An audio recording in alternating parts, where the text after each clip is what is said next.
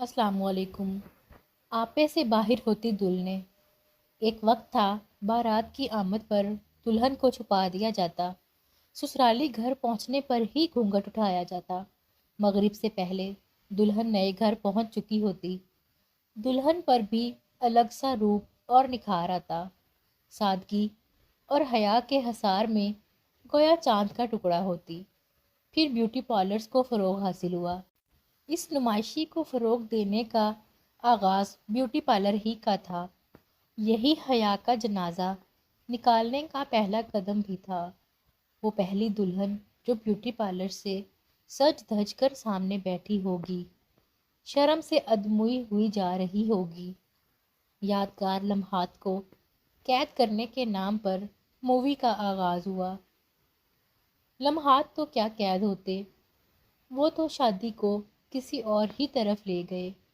یہی مقصد بن گیا۔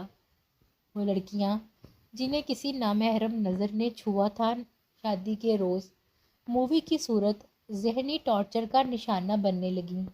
نگاہیں اٹھانا، ملانا، پوز بنانا، ایک نامحرم کیمرہ مین کی نامناسب حرکات کو بغیر پس و پیش قبول کر لیا گیا۔ اگلے مرحلے پر پوز میں ترقی ہوئی۔